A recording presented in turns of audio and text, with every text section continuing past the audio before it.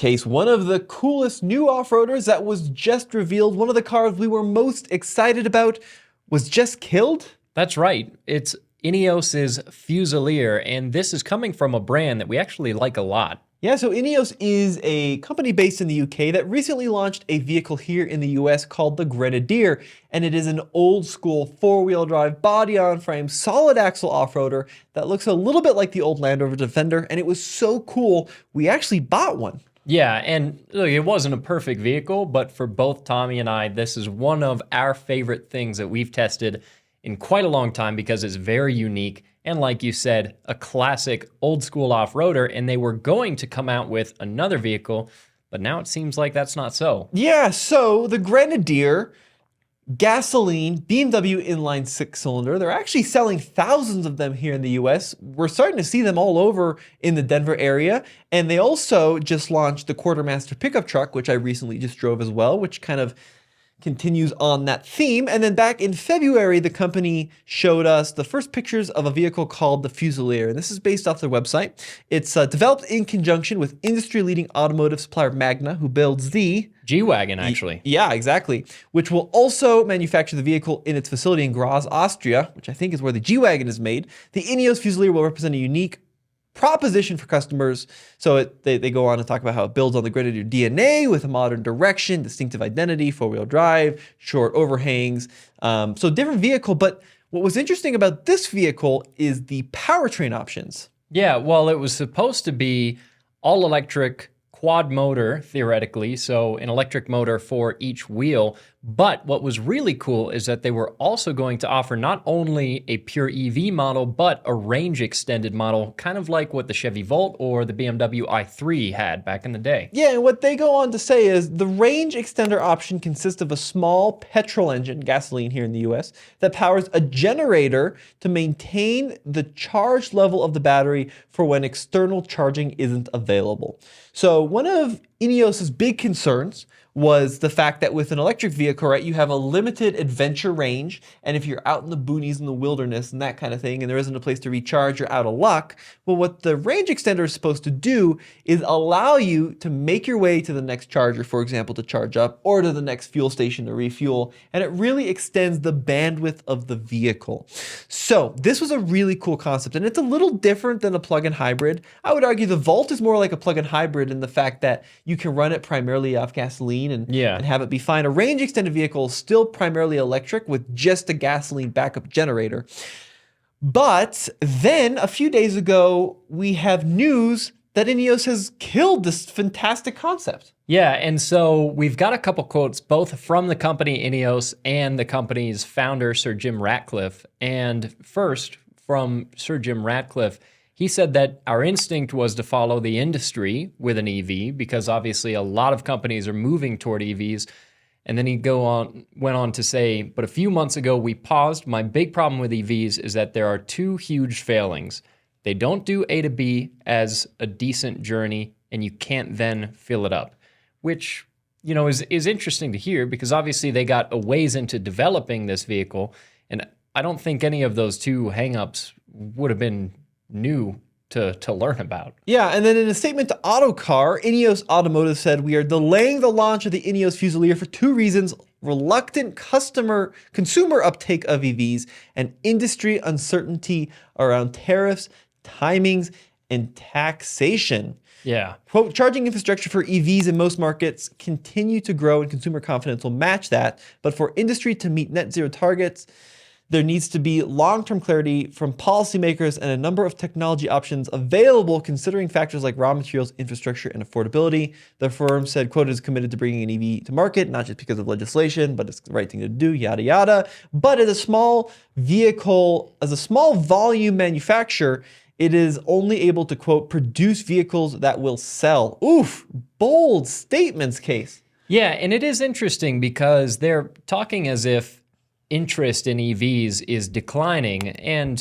while you might see some people out there saying otherwise, in general, the statistics show that EV uptake is still increasing and people are still continuing to be more interested in them as time goes on. I mean, Autocar goes to state in the UK, because they are a UK-based publication, Demand for electric vehicles rose 6.2% year over year in May to give them a 17.6% market share.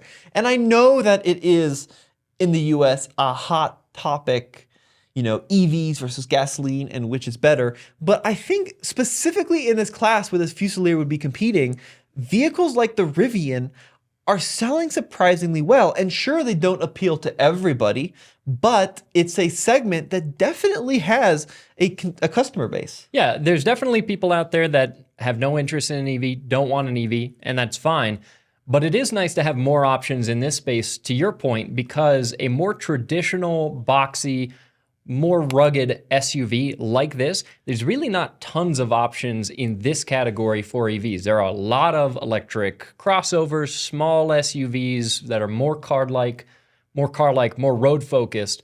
But as for something a little more rugged and boxy and square-jawed like this, really not a lot of options. So it's a bummer to see this potentially get indefinitely postponed and put off and put away. No, Case, I agree completely. And specifically that range extender was something I was really interested in because, there is still that thought in the back of your head, do you have enough range to go do that big monster off-road trail you want to do? The range extender gives you the advantages of the EVs, which is that instant torque, right? The ability to vector torque to all four wheels if this did have the quad motor design. And it gives you, all of the quiet kind of off-roading thing, which the 4xe offers. But then it also gives you a little backup generator if you wanted to extend your trip. I really like that idea. I think it's fantastic. It's how the BMW i3 worked, like you said. Some trains, right? Kind of a similar setup where, in a big giant diesel locomotive, the diesel doesn't actually power the wheels. It just generates electricity. Obviously, the battery situation is very different, but it's such a cool concept, and it's something that would put this Fusilier in a unique class because we've seen the electric G-Wagon by Mercedes, which is also a very different thing with its full electric setup.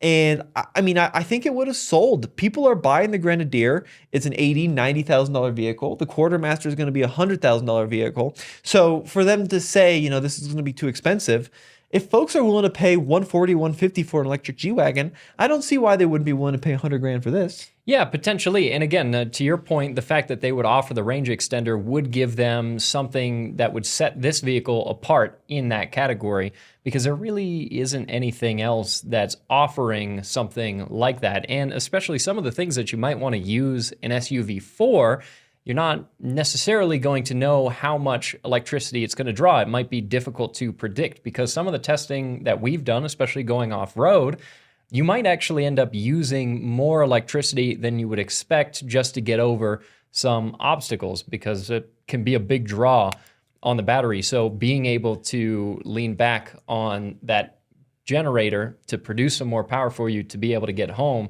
would be comforting for sure. Now, what is a little confusing to me here, Case, is so they said they partnered with Magna, which is fantastic because Magna did a lot of work on the Grenadier, right? They did a lot of the tuning and the development.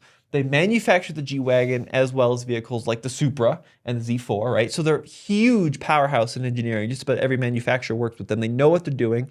They have the capability to develop electrical architectures. So I know it's kind of a subject they probably don't want to talk about, but like the Fisker Ocean, right, was a vehicle that just went out of production, right? And the problem with the Fisker was in my opinion, was the software, which was constantly a challenge for these new automakers. The hardware, actually, from what I've heard, was really good. And I believe the hardware was all developed and manufactured by Magna. So they have the EV capability. They know how to build cars. They know how to build off-roaders as they've did a lot of the development on the Grenadier. They had the design done. They even built concept vehicle. So they were really far in the development of this vehicle. And then just to pull the plug seems pretty odd. Yeah, it does, because they even had a working prototype, didn't they? Or at least a physical prototype. Yeah, they did. I don't know at what stage of running and driving it was at, but they had it at the launch, right? And just to go through this process of developing a prototype, finalizing the design, that's a multi-million dollar process, right? Yeah, there's already been a huge investment in this vehicle. You can tell it doesn't look very much like a prototype or like a concept. It looks pretty close to a production model. Looks pretty finished, yeah. So I really think that this is a misstep, and I know, certainly the tariff thing is a hot button issue, selling vehicles in the US, right? If you're manufactured in China, now they're subject to a huge tariff. This vehicle, according to the press release, was supposed to be manufactured in Austria. Yeah. So at least for U.S. sales, that shouldn't have had a huge, hindrance there. They're already paying the chicken tax on something like the quartermaster truck. Yeah, but this shouldn't Qualify. No, four-door SUV shouldn't fall under the chicken tax. So I maybe there's some tariffs in the UK because it is a UK-based company that they're facing. And sure, there is a lot of opposition toward electrics here in the US, but it is still, for a lot of folks, where the industry is moving. This still had gasoline options. And I think it would have been awesome. I think this is a huge misstep for Ineos to pull the plug this early on the project. Yeah, and it's potentially something that down the line could still see production because, like we said, there has been a lot of investment in it already. So maybe at some point when Ineos gets a little bit bigger and they've got more money that they can invest into creating the manufacturing facilities for making a whole other vehicle.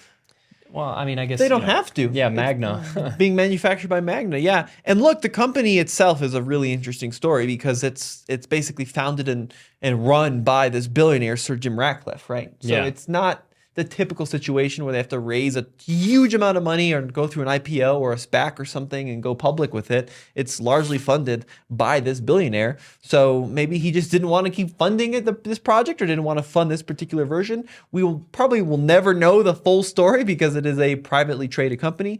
But folks, let us know what you think in the comment section below. Yeah, that's all for this video. And we'll see you on the next one. Head over to alltfl.com if you want to find out more information over at tflcar.com.